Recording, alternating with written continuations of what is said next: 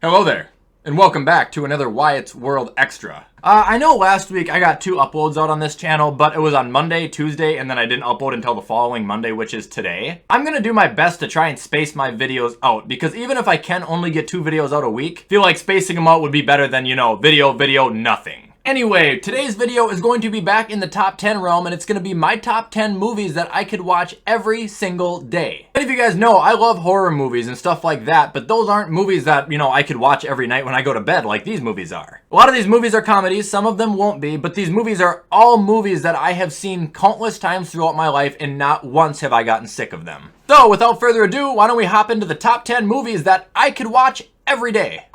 So, starting off with number 10, we've got Disturbia. Shockingly, yeah, this isn't a comedy movie in any way, shape, or form. It's actually a super suspense thriller movie. But if you haven't seen it, I definitely recommend checking it out. This movie, I probably would say, is one of the best movies I have actually ever seen. I don't think it's the original movie. There might have been one like way back in the 50s or 60s, but basically what it's about is Shia LaBeouf and his dad at the beginning of the movie get in an accident. His dad dies. Shia LaBeouf gets into some trouble, I'm not going to say what, gets put on house arrest, and while he's on house arrest, he ends up spying on his neighbors, not only finding the love of his life, of course, but a deep, deep, very dark, sinister secret about his neighbor. I don't want to give away too much, I can't be a spoiler king, but that movie had me on the edge of my seat the first time I watched it, probably more than any movie I've ever watched. Alright, and moving on to number 9, we got our first comedy, Ferris Bueller's Day Off. Who hasn't seen this movie before? If you're telling me you haven't, seriously, go find it tonight. I know I'm going to say that probably about every single movie on this list, but this is a comedy classic. Without spoiling too much of the movie, basically the plot is Ferris, high schooler, skips school, has a day off in the town with all of his friends, but his vice principal has severe suspicions that he's not actually sick, so he's trying to hunt Ferris down while Ferris is also in the town trying to dodge both of his parents who are at work. Pretty unrealistic movie, but a very funny movie, and it has one of the most iconic music scenes in probably cinema history. If you guys got 90 minutes to kill tonight and you're not doing anything, hit up Ferris Bueller's Day Off, because I could watch it every day. I have it at number 9. Alright, up next at number 8, we've got the Peanut Butter Falcon. Very, very good movie. Shia LaBeouf is one of my favorite actors. I know he's kind of got off the deep end. I don't really know what the fuck he's doing in his life anymore, but that man can act. He always has been able to, and he always will be able to. Now, the Peanut Butter Falcon's a movie I've only seen once or twice, and to be honest, I can't remember why Shia LaBeouf is on the run. I think he owes some people money. The movie is about him being kind of a bum, on the run across country, and he ends up making friends with a person who has Down syndrome and ends up basically being, a mentor slash father figure to him, guiding him across the country to his destination. There's funny in it, there's sadness in it. All in all, just a very, very, feel-good movie. But better yet, and I know I sound like a real adult saying this, it can teach you a lot of things if you watch it and really just pay attention to it. I think they did a fantastic job with it, and if you haven't gotten an opportunity, check out the Peanut Butter Falcon. It's at number 8.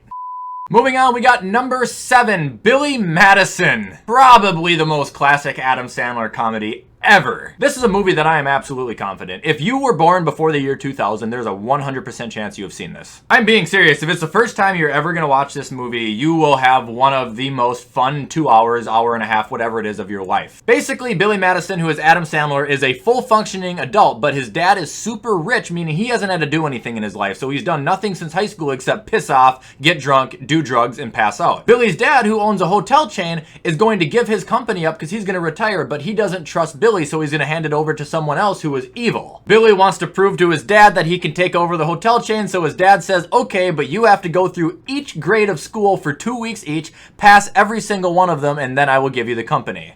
That is all you need to know. It is so fucking funny.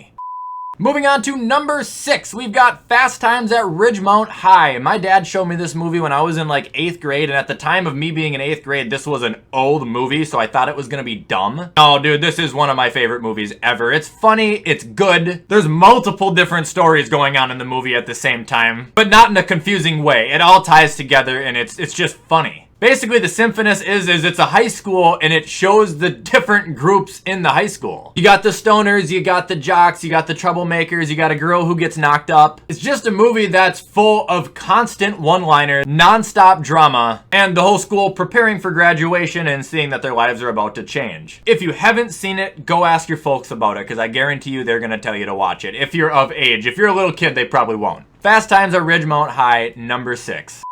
Moving on to number 5, we've got the first and only series on this list, and it's Harry Potter. Now, I know I'm super into Star Wars right now, and I've kind of watched The Lord of the Rings, and they're both good. But Harry Potter that's my movie, that's my franchise. That's what my dad introduced me and my brother to as kids. He took us to the theaters. Harry Potter was it. I know the movies are long, I know the story can be confusing, but it's just one of those things that I'm so adapted to, so accustomed to, so involved in, I've seen it so many times that it doesn't take a lot for me to snap into a Harry Potter movie if one's on. For those who don't know the premise of Harry Potter, it's a series, but it's a make-believe sci-fi movie. Harry's parents were wizards. They got killed by an evil wizard named Voldemort who is hunting down Harry because he couldn't kill him as a kid. Basically through 8 really, really terrific movies. Magic, battling, fucking dragons, ghouls, goblins, you name it. Dorky shit, amazing series, Harry Potter, number 5. I get locked on an island, I'm taking it with.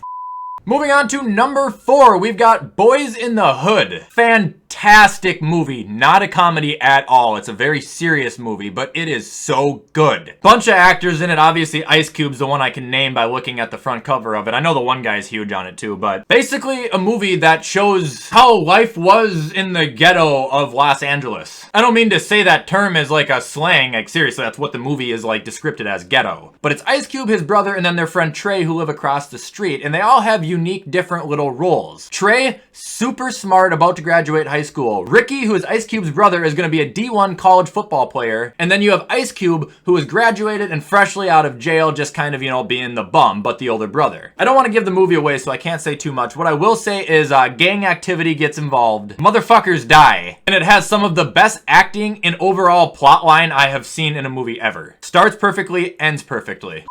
Moving on to number 3, we got Step Brothers. My dad took me to this movie when it first came out. I was little. Middle school for sure. And he's just like, we saw it on TV and he's like, you want to go watch it? I was like, sure, because my dad never gave a fuck what I watched. I remember him specifically saying on the ride home, he thought he was going to have to call an ambulance because I was laughing so hard. I have never watched a movie where I've busted a gut from front to end. Now, I've seen it 6,000 times. I could watch Step Brothers without cracking a smile. It doesn't mean I won't like it, but like, I've just seen it that much to the point where it's not as funny anymore. But it's gotta be one of the top 5 comedies of the mid-2000s. Will Ferrell, John C. Reilly, they're both 40-year-olds. Their mom and dad get married. They become 40-year-old stepbrothers living in the same house. They fucking hate each other. Then they end up liking each other. Some shit, major shit, I should say, happens. Absolutely ridiculously stupid movie. But as far as jokes go, one of the funniest ever. Coming up at number 2, we've got Superbad. I got this one above Step Brothers because Superbad is the movie just like Step Brothers. I've seen it so many times, except I still do laugh at Superbad. Bill Hader, Seth Rogen, Jonah Hill, the one girl from Zombieland is in it. The other shy guy, I don't know what the hell his name is. He plays Evan, if you know who I'm talking about. You got McLovin, whatever his name is, man. The cast was juiced, and everybody played their roles perfect. Superbad, basically 3 dorks, 3 guys that are in high school and they don't really have a lot of friends, get invited to a huge, fun, popular high school party, but these 3 guys are reliant on bringing all the alcohol because they told the host that they could. Obviously, shit hits the fan seriously wrong in this movie. They spend an entire night trying to get alcohol and get to this party so they can hook up with some girls that they're trying to impress. Used to have a working copy of it, but then my old roommate's dog took a piss on it and it like destroyed the disc and the case. Been mad ever since. Superbad at number 2. And number 1, and yes, this is, I could watch it every day, but it's also the best movie I've ever seen. This is without a doubt my favorite movie all fucking time. The Breakfast Club. Another one that my dad had me watch as a kid, and it was an older one, and I thought it was gonna be dumb. It ended up being my favorite movie. It's funny, but comedy's not the main focus. It's just a good drama movie, but it's, you know, it's a teen movie. This is all I'm gonna tell you about the movie. 5 or 6 kids go to detention on a Saturday for an entire day. That is all I'm telling you. You learn lessons, you will laugh, and you will get one of the most deep, feel-good storylines that you're gonna watch ever. It's a movie that shows you anyone can get along, anyone can be friends. And when it comes to 80s cinematic filmography, there will never ever be an era of movies that come fucking close to it. Breakfast Club at number 1.